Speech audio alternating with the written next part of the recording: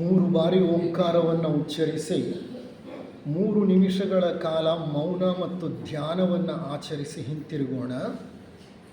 ಎಲ್ಲಿ ಕುಳಿತಿದ್ದೀರೋ ಅಲ್ಲೇ ವಿರಾಮ ಸ್ಥಿತಿಯಲ್ಲಿ ಕುಳಿತುಕೊಳ್ಳಿ.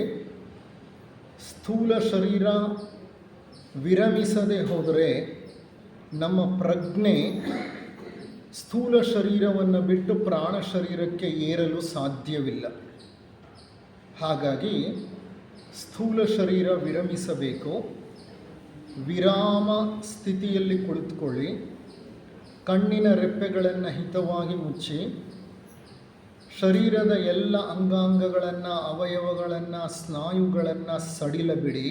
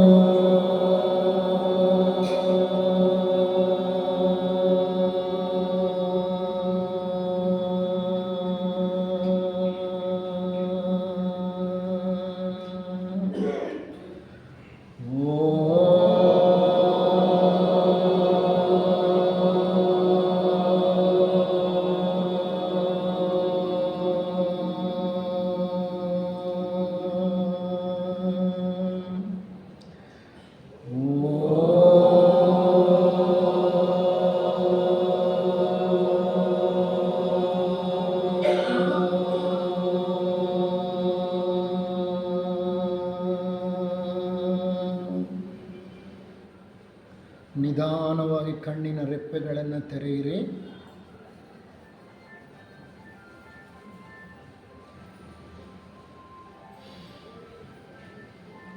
ವಂದನೆಗಳು.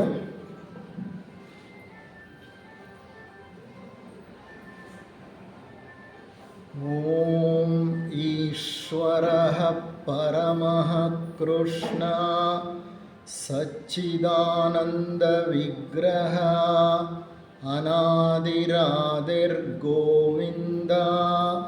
ಸರ್ವಕಾರಣ ಕಾರಣಂ. ಎಲ್ಲ ಕಾರಣಗಳಿಗೂ ಮೂಲ ಕಾರಣಕರ್ತನಾದ ಪರಮಾತ್ಮನಿಗೆ ನಮಸ್ಕರಿಸುತ್ತಾ ಎಲ್ಲ ಜೀವನ್ಮುಕ್ತ ಋಷಿಗಳ ಪಾದಗಳಿಗೆ ಪ್ರಣಾಮಗಳನ್ನು ಸಲ್ಲಿಸುತ್ತಾ ಎಲ್ಲರ ಅಂತರಂಗಗಳಲ್ಲಿ ಅಂತರ್ಯಾಮಿಯಾಗಿ ನೆಲೆಸಿರುವ ಆ ದೈವಿ ಚೈತನ್ಯಕ್ಕೆ ವಂದಿಸುತ್ತಾ, ಸೋದರ ಸೋದರಿಯರೇ, ಆತ್ಮೀಯರೇ, ಇಂದಿನ ಒಂದು ಉಪನ್ಯಾಸ ಕಾರ್ಯಕ್ರಮಕ್ಕೆ ನನಗೆ ಆಹ್ವಾನವನ್ನು ನೀಡಿ ಅವಕಾಶವನ್ನು ಒದಗಿಸಿಕೊಟ್ಟಂತಹ ಬೆಂಗಳೂರು ಸಿಟಿ ಲಾಡ್ಜ್ನ ಥಿಯೋಸಾಫಿಕಲ್ ಸೊಸೈಟಿಯ ಎಲ್ಲ ಪದಾಧಿಕಾರಿಗಳಿಗೆ, ನೆರೆದ ಶ್ರೋತೃವರ್ಗಕ್ಕೆ ನನ್ನ ಅನಂತಾನಂತ ನಮನಗಳು. ಇಂದು ಶ್ರೀರಾಮನವಮಿ. ಶ್ರೀರಾಮಚಂದ್ರ ಮರ್ಯಾದಾ ಪುರುಷ. ಆತ ಈ ಜಗತ್ತಿಗೆ ಒಬ್ಬ ಆದರ್ಶ ವ್ಯಕ್ತಿ. ಅತ್ಯಂತ ಉತ್ತಮ ಚಾರಿತ್ರ್ಯವನ್ನು, ನಡತೆಯನ್ನು, ನಡವಳಿಕೆಯನ್ನು, ನೈತಿಕತೆಯನ್ನು, ಧಾರ್ಮಿಕತೆಯನ್ನು ಪ್ರತಿಪಾದಿಸುವಂತಹ ಒಂದು ದಿವ್ಯ ಸಂಕೇತ ಶ್ರೀರಾಮಚಂದ್ರ. ಅಂತಹ ಶ್ರೀರಾಮಚಂದ್ರನ ಜನನದ ದಿನ ಅಥವಾ ಜನ್ಮ ದಿನಾಚರಣೆ, ಆ ರಾಮನಲ್ಲಿದ್ದಂತಹ ಆ ವಿಶಾಲವಾದ ಉತ್ತಮವಾದ ಗುಣಗಳೇನಿತ್ತೋ ಆ ಗುಣಗಳನ್ನು ನೆನಪಿಸಿಕೊಳ್ಳೋಣ. ನಮ್ಮ ಜೀವನದಲ್ಲಿ ಆ ಗುಣಸಾಗರನ ಮಹಿಮೆಯನ್ನು ಅರ್ಥೈಸಿಕೊಂಡು ಒಂದು ಗುಣವನ್ನು ನಮ್ಮ ಜೀವನದಲ್ಲಿ ಅನುಷ್ಠಾನಕ್ಕೆ ತರಲಿಕ್ಕೆ ಪ್ರಯತ್ನ ಪಡೋಣ ಅಂತ ಹೇಳ್ತಾ ಈ ಉಪನ್ಯಾಸವನ್ನು ಪ್ರಾರಂಭ ಮಾಡ್ತಾ ಇದ್ದೇನೆ. ಉಪನ್ಯಾಸದ ವಿಷಯ ಸೃಷ್ಟಿಯ ಕತೆ. ಗುಪ್ತ ಸಿದ್ಧಾಂತ, ವಿಜ್ಞಾನ ಮತ್ತು ಧರ್ಮಗ್ರಂಥಗಳ ಹಿನ್ನೆಲೆಯಲ್ಲಿ ಈ ಒಂದು ಸೃಷ್ಟಿಯ ಕಥೆಯನ್ನು ನಿಮ್ಮ ಮುಂದೆ ಬಿಡಿಸಿ ಇಡುವುದು ನನ್ನ ಒಂದು ಆಶಯವಾಗಿದೆ. ಈ ಆಶಯಕ್ಕೆ ಅನುಸಾರವಾಗಿ ಈಗಾಗಲೇ 2 ಉಪನ್ಯಾಸಗಳನ್ನು ನಿಮಗೆ ನೀಡಿದ್ದೇನೆ. ಇದು 3ನೆಯ ಉಪನ್ಯಾಸ ಸರಣಿಯಲ್ಲಿ. ಈ 3ನೆಯ ಉಪನ್ಯಾಸದ ವಿಷಯವು ಸೃಷ್ಟಿಗೆ ಸಂಬಂಧಪಟ್ಟ ಹಾಗೆ ಅತಿ ಮುಖ್ಯವಾಗಿ ವಿಜ್ಞಾನ ಮತ್ತು ಮಂಕುತಿಮ್ಮನ ಕಗ್ಗದ ಹಿನ್ನೆಲೆಯನ್ನು ತೆಗೆದುಕೊಳ್ತಾ ಇದ್ದೇನೆ. ಸೃಷ್ಟಿ ಅನ್ನೋದು ಯಾಕೆ ಕತೆ ಅನ್ನೋದನ್ನು ಮೊದಲನೇ ಉಪನ್ಯಾಸದಲ್ಲಿ ವಿವರಿಸಿ ಹೇಳಿದ್ದೆ. 2ನೆಯ ಉಪನ್ಯಾಸದಲ್ಲಿ ಸೃಷ್ಟಿಗೆ ಸಂಬಂಧಪಟ್ಟ ಹಾಗೆ ನಮ್ಮ ವೇದಗಳು ಏನು ಹೇಳುತ್ತವೆ, ಉಪನಿಷತ್ತುಗಳು ಏನು ಹೇಳುತ್ತವೆ, ಮತ್ತು ಕಾಶ್ಮೀರಿ ಶೈವ ಸಿದ್ಧಾಂತದಲ್ಲಿ ಸೃಷ್ಟಿಯನ್ನು ಹೇಗೆ ವರ್ಣಿಸಿದರೆ, ಸಾಂಖ್ಯಶಾಸ್ತ್ರ ಸೃಷ್ಟಿಯ ಬಗ್ಗೆ ಯಾವ ವಿವರಣೆಯನ್ನು ನೀಡಿದೆ, ಬೌದ್ಧ ಮತದಲ್ಲಿ ಸೃಷ್ಟಿಗೆ ಸಂಬಂಧಪಟ್ಟ ಹಾಗೆ ಆ ಆದಿ ಮೂಲವೇನಿತ್ತೋ ಆ ಆದಿ ಮೂಲವನ್ನು ಏನಂತ ವರ್ಣಿಸುತ್ತಾರೆ, ಯಹೂದ್ಯರು ಆ ಆದಿ ಮೂಲವನ್ನು ಏನಂತ ಕರೀತಾರೆ, ವಿಜ್ಞಾನ ಆದಿ ಮೂಲವನ್ನು ಏನಂತ ಕರೆಯುತ್ತೆ, ಗ್ರೀಕರು ಅಂದರೆ ಗ್ರೀಸ್ ಮತದಲ್ಲಿ ಸಂಪ್ರದಾಯದಲ್ಲಿ ಸೃಷ್ಟಿಯ ಆದಿ ಮೂಲವನ್ನು ಏನಂತ ಕರೆದ್ರು, ಇದೆಲ್ಲ ವಿವರಣೆಯನ್ನು ನಿಮಗೆ ನೀಡಿದ್ದೆ.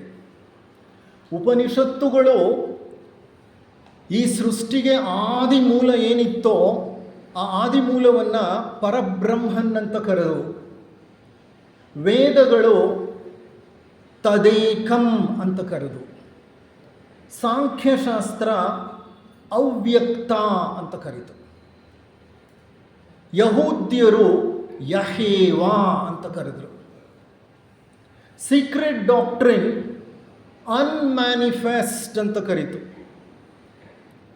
ಈ ಅನ್ಮ್ಯಾನಿಫೆಸ್ಟ್ನ ಸೀಕ್ರೆಟ್ ಡಾಕ್ಟ್ರಿನ್ನಲ್ಲಿ, ಗುಪ್ತ ಸಿದ್ಧಾಂತದಲ್ಲಿ, rootless root of all, causeless cause of all ಅಂತ ಸಹ ಹೇಳ್ತಾರೆ. ಬೇರೆ ಇಲ್ಲದ ಬೇರು, ರೂಟ್ಲೆಸ್ ರೂಟ್ ಆಫ್ ಆಲ್. ಸೃಷ್ಟಿಯಲ್ಲಿ ಏನೇನು ನಾವು ಕಾಣ್ತಿದ್ದೀವೋ, ಏನೇನು ನಾವು ಕಾಣ್ತಿಲ್ವೋ, ಆ ಎಲ್ಲದಕ್ಕೂ ಮೂಲ ಬೇರೆ ಇಲ್ಲದ ಬೇರು ಅಂತ. Rootless root. ಕಾಸ್ಲೆಸ್ ಕಾಸ್, ಕಾರಣವೇ ಇಲ್ಲದ ಕಾರಣ ಅದು. ಆ ರೀತಿ ಸೀಕ್ರೆಟ್ ಡಾಕ್ಟ್ರಿನ್ನಲ್ಲಿ ವಿವರಿಸಿದರು. ಬೌದ್ಧ ಮತೀಯರು ಅದನ್ನು ಶೂನ್ಯತಾ ಅಂತ ಕರೆದರು, ಬುಧಕಾಯ ಅಂತ ಕರೆದರು. ಶೂನ್ಯತಾ ಅಂದರೆ ವಾಯ್ಡ್ ಅಂತ. ವಾಯ್ಡ್ ಅಂದರೆ ಪರಮಶೂನ್ಯ ಒಂದಿತ್ತು, ಆ ಶೂನ್ಯದಿಂದಲೇ ಸೃಷ್ಟಿ ಪ್ರಾರಂಭವಾಯಿತು. ಇಂದು ಏನೇನು ನೋಡ್ತೀವೋ ಈ ಅಖಿಲಾಂಡ ಕೋಟಿ ಬ್ರಹ್ಮಾಂಡದಲ್ಲಿ, ಅದೆಲ್ಲ ಆ ಶೂನ್ಯದಲ್ಲಿ ಅಡಗಿತ್ತು ಅಂತ ಅವರ ಒಂದು ವಿಚಾರಧಾರೆ. ಶೂನ್ಯತಾ, ಬುಧಕಾಯ ಅಂತ ಹೇಳಿದರು. ಅದನ್ನು ನಮ್ಮ ಗ್ರೀಕ್ ಸಂಪ್ರದಾಯಸ್ಥರು ಲೋಗಾಸ್ ಅಂತ ಕರೆದರು. ಈ ಲೋಗಾಸ್ ಅನ್ನೋ ಪದ ನಮ್ಮ ಥಿಯೋಸಾಫಿಕಲ್ ವಾಂಗ್ಮಯದಲ್ಲಿ ಹಲವಾರು ಬಾರಿ ನಾವು ಕಂಡು ಬಂದಿದೆ, ನಾವು ಅಭ್ಯಾಸ ಮಾಡಿದ್ದೀವಿ. ಲೋಗಾಸ್ ಅಂತ ಅಂದರೆ ಅದು ಬ್ರಹ್ಮಾಂಡ ನಾಯಕನ ಹೆಸರು ಗ್ರೀಸ್ ಭಾಷೆಯಲ್ಲಿ. ಅಖಿಲಾಂಡ ಕೋಟಿ ಬ್ರಹ್ಮಾಂಡದ ಸೃಷ್ಟಿಗೆ ಆದಿಮೂಲವನ್ನು ಅವರು ಕಾಸ್ಮಿಕ್ ಲೋಗಾಸ್ ಅಂತ ಕರೆದರು.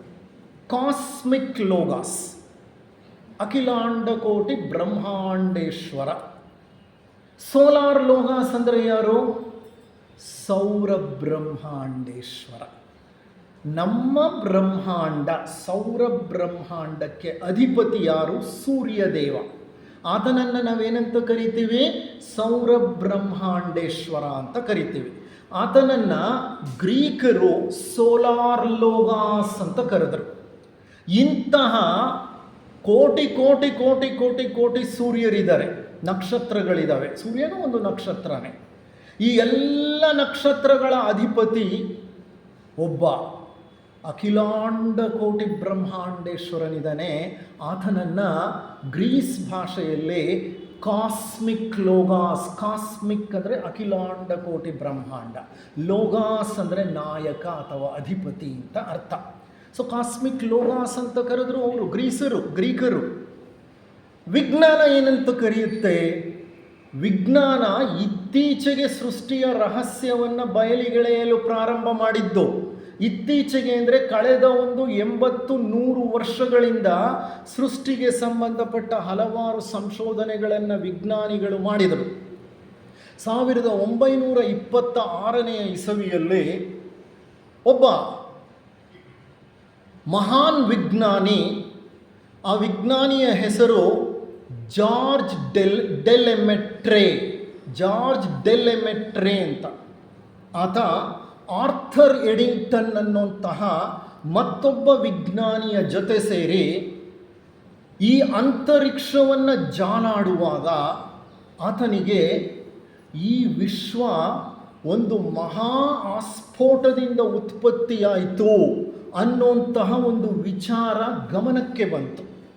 ಅದಕ್ಕೆ ಸಂಬಂಧಪಟ್ಟ ಕುರುಹುಗಳು, ಅದಕ್ಕೆ ಸಂಬಂಧಪಟ್ಟ ಸಾಕ್ಷ್ಯಗಳು ಅಂತರಿಕ್ಷದಲ್ಲಿ ಇವತ್ತಿಗೂ ಇದೆ. ಯಾವುದಕ್ಕೆ ಸಂಬಂಧಪಟ್ಟ ಸಾಕ್ಷ್ಯಗಳು? ಅಖಿಲಾಂಡ ಕೋಟಿ ಬ್ರಹ್ಮಾಂಡ ಒಂದು ಪಾರ್ಟಿಕಲ್ನಿಂದ ಸಿಡಿದು ಹೊರಗೆ ಬಂತು ಅಂತ ಹೇಳ್ತಾನೆ ಆ ಜಾರ್ಜ್ ಡೆಲೆಮೆಟ್ರೆ. ಒಂದು ಪಾರ್ಟಿಕಲ್, ಒಂದು ಕಣದಿಂದ ಹೊರಗೆ ಬಂತು ಅಂತ.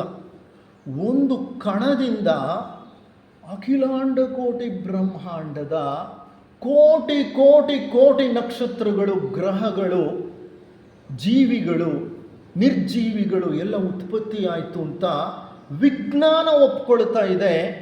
ಅದಕ್ಕೆ ಸಂಬಂಧಪಟ್ಟಂಥ ಸಿದ್ಧಾಂತವನ್ನು ಡೆಲೆಮೆಟ್ರೆ ಮತ್ತು ಆರ್ಥರ್ ಎಡಿಂಗ್ಟನ್ ಇಬ್ಬರೂ ಸೇರಿ ಬಿಗ್ ಬ್ಯಾಂಗ್ ಥಿಯರಿ ಅನ್ನುವಂತಹ ಒಂದು ಥಿಯರಿಯನ್ನು ಪ್ರಪೋಸ್ ಮಾಡಿದರು. ಬಿಗ್ ಬ್ಯಾಂಗ್ ಥಿಯರಿ ಏನು ಹೇಳುತ್ತೆ ಅಂತಂದರೆ, ಸುಮಾರು 31.4 ಬಿಲಿಯನ್ ವರ್ಷಗಳು, ಅಂದರೆ 3140 ಕೋಟಿ ವರ್ಷಗಳ ಹಿಂದೆ ಇದೇನೂ ಇರಲಿಲ್ಲ. ಆಗ ಒಂದು ಕಣದ ವಿಸ್ಫೋಟದಿಂದ ಈ ಜಗತ್ತಿನ ಸಮಸ್ತವು ಸೃಷ್ಟಿಯಾಯಿತು ಅಂತ. ಬಿಗ್ ಬ್ಯಾಂಗ್ ಒಂದು ವಿಸ್ಫೋಟವಾಯಿತು ಅಂತ ಹೇಳ್ತಾರೆ ಅವರು. ಆ ಬಿಗ್ ಬ್ಯಾಂಗ್ ಥಿಯರಿ ಅನ್ನೋದನ್ನು ಇಂದಿಗೂ ಎಲ್ಲ ವಿಜ್ಞಾನಿಗಳು ಒಂದು ಸಮರ್ಪಕವಾದ ಸಿದ್ಧಾಂತ, ಸೃಷ್ಟಿಗೆ ಸಂಬಂಧಪಟ್ಟ ಹಾಗೆ ಅಂತ ಹೇಳ್ತಾರೆ. ಅದನ್ನು ವಿಜ್ಞಾನ ಒಪ್ಪಿಕೊಂಡಿದೆ. ಅದಕ್ಕೆ ಬೇಕಾದ ಸಾಕಷ್ಟು ಸಾಕ್ಷ್ಯ ಸಂಗ್ರಹಗಳು ಆಗಿವೆ. ಇರಲಿ, ಆ ಪಾರ್ಟಿಕಲ್ ಇತ್ತಲ್ಲ, ಅದರಲ್ಲಿ ಇಷ್ಟು ವಿಷಯ ವಸ್ತುಗಳು ತುಂಬಿತ್ತು ಅಂದರೆ ನಂಬಲಿಕ್ಕಾಗತ್ತಾ? ಕೋಟಿ ಕೋಟಿ ಕೋಟಿ ನಕ್ಷತ್ರಗಳು ಒಂದು ಪಾರ್ಟಿಕಲ್ನಲ್ಲಿ ದೇವರ್ ಹೈಡಿಂಗ್ ಅಂದರೆ ಅದರ ಅರ್ಥ ಏನು? ಅದು ಹೇಗೆ ಸಾಧ್ಯ? ಹೌದು, ವಿಜ್ಞಾನ ಅದಕ್ಕೆ ಸಂಬಂಧಪಟ್ಟ ಸಾಕಷ್ಟು ಸಂಶೋಧನೆಗಳನ್ನು ಮಾಡಿದೆ. ವಿಜ್ಞಾನದ ಸಂಶೋಧನೆಗಳು, ಸಿದ್ಧಾಂತಗಳು ಆ ಒಂದು ಸ್ಥಿತಿಯನ್ನು ಸ್ಟೇಟ್ ಆಫ್ ಸಿಂಗ್ಯುಲಾರಿಟಿ, ಏಕತ್ವದ ಒಂದು ಪರಮಸ್ಥಿತಿ, ಅದು ಏಕತ್ವ, ನಾನಾತ್ವಗಳು ಕರಗಿ ಏಕತ್ವದಲ್ಲಿ ಇಡೀ ವಿಶ್ವಲೀನವಾಗಿತ್ತು. ನಾನಾತ್ವಗಳು ಅಂತಂದರೆ ನಾನಾ ತತ್ವಗಳು. ಈ ನಾನಾ ತತ್ವಗಳು ಒಟ್ಟಾಗಿ ಒಂದೇ ತತ್ವವಾಗಿತ್ತು ಅಲ್ಲಿ. ಅದನ್ನೇ ವಿಜ್ಞಾನ ಏಕತ್ವದ ಪರಮಸ್ಥಿತಿ ಅಥವಾ ಸ್ಟೇಟ್ ಆಫ್ ಸಿಂಗ್ಯುಲಾರಿಟಿ ಅಂತ ಕರೆದದ್ದು. ಈ ಜಗತ್ತಿನಲ್ಲಿರುವಂಥ ಎಲ್ಲ ಜೀವಿಗಳು, ಎಷ್ಟು ಜೀವಿಗಳು? ಲಕ್ಷಾಂತರ ಜೀವರಾಶಿಗಳು. ನಮ್ಮ ಕಣ್ಣಿಗೆ ಕಾಣಿಸ್ತಾ ಇರುವಂತಹ ಕಲ್ಲು ಬಂಡೆಗಳು, ಬೆಟ್ಟ ಗುಡ್ಡಗಳು, ಹರಿಯುತ್ತಿರುವ ನದಿಗಳು, ಹೊಳೆಗಳು, ಕಾಲುವೆಗಳು, ಕೆರೆಗಳು, ಮಣ್ಣು, ಮರಳು, ಆಗಸ, ಅಂತರಿಕ್ಷ, ಈ ಬಯಲು, ಮರಗಿಡಗಳು ಎಲ್ಲವೂ ಅಲ್ಲಿತ್ತು. ಅದಕ್ಕೆ ನಮ್ಮ ಥಿಯಾಸಫಿ ಏನು ಹೇಳುತ್ತೆ? All is one and one is all. ಎಲ್ಲವೂ ಒಂದೇ, ಒಂದೇ ಎಲ್ಲವೂ ಅನ್ನುವಂಥ ಒಂದು ಸಿದ್ಧಾಂತವನ್ನು, ತತ್ವವನ್ನು ಥಿಯಾಸಫಿ ಪ್ರತಿಪಾದಿಸುತ್ತೆ. ಅದಕ್ಕೆ ಥಿಯೋಸಾಫಿಕಲ್ ಸೊಸೈಟಿಯ ಮೊದಲನೇ ಉದ್ದೇಶ ಏನು ಹೇಳುತ್ತೆ? ಜಾತಿ, ಮತ, ಕುಲ, ಪಂಗಡ, ವರ್ಣ ಭೇದಗಳೆಲ್ಲವನ್ನೂ ಮೀರಿದ ಒಂದು ಸಾರ್ವತ್ರಿಕ ಸೋದರತ್ವದ ಅಂಕುರವನ್ನು ಏರ್ಪಡಿಸುವುದು. ನಾವು ಏರ್ಪಡಿಸುವುದು ಬೇರೆ ಒಂದು ವಿಷಯ ಇರಲಿ, ಅದನ್ನ ಏರ್ಪಡಿಸೋಣ. ಯಾಕೆಂದರೆ ನಾವು ಮರ್ತು ಹೋಗಿದ್ದೀವಿ. ನಾವೆಲ್ಲರೂ ಒಂದೇ ಮೂಲದಿಂದ ಬಂದಿದ್ದೀವಿ ಅನ್ನೋದನ್ನು ನಾವು ಮರ್ತು ಹೋಗಿದ್ದೀವಿ. ಹಾಗಾಗಿ ಅದನ್ನು ನೆನಪು ಮಾಡಿಕೊಟ್ಟು ಅಂಥ ಏಕತ್ವದ ಒಂದು ಅನುಸಂಧಾನ ಜರುಗಲಿ ಎನ್ನುವುದು ನಮ್ಮ ಸೊಸೈಟಿಯ ಒಂದು ಪರಮ ಉದ್ದೇಶವಾಗಿದೆ. ಆದರೆ ವಿಜ್ಞಾನದ ಈ ಸ್ಟೇಟ್ ಆಫ್ ಸಿಂಗ್ಯುಲಾರಿಟಿ, ಏಕತ್ವದ ಪರಮಾವಧಿಯನ್ನು ಅರ್ಥ ಮಾಡಿಕೊಂಡ್ರೆ ನಾವೆಲ್ಲ ಅಲ್ಲೇ ಇದ್ವಿ ಅಂದರೆ, ಅಲ್ಲಿಂದಲೇ ನಾವೆಲ್ಲ ಹೊರಗೆ ಬಂದ್ವಿ ಅಂದರೆ, ಆ ಹಿರಣ್ಯ ಗರ್ಭವೇ ಎಲ್ಲಕ್ಕೂ ಮೂಲ ಅಂದರೆ ನಾವೆಲ್ಲರೂ ಏನಾಗಬೇಕು? ಒಂದು ಗರ್ಭದಿಂದ ಹೊರ ಬಂದವ್ರನ್ನ ನಾವೇನಂತ ಕರಿತೀವಿ ಮನೆಗಳಲ್ಲಿ? ತಾಯಿಯ ಒಂದೇ ಗರ್ಭದಿಂದ ಹುಟ್ಟಿದವರೆಲ್ಲ ಏನು? ಸೋದರರು. ಈಗ ನಾವು ಹಿರಣ್ಯ ಗರ್ಭದಿಂದ ಎಲ್ಲರೂ ಹುಟ್ಟಿದ್ದೀವಿ, ಹಾಗಾದರೆ ನಾವು ಸೋದರರಲ್ವಾ? ಬೇರೆ ಬೇರೆ ತಾಯಿಯ ಗರ್ಭದಿಂದ ಹೊರ ಬಂದಿದ್ರು ನಮ್ಮೆಲ್ಲ ತಾಯಂದಿರು ಬಂದಿರೋದೆಲ್ಲಿಂದ?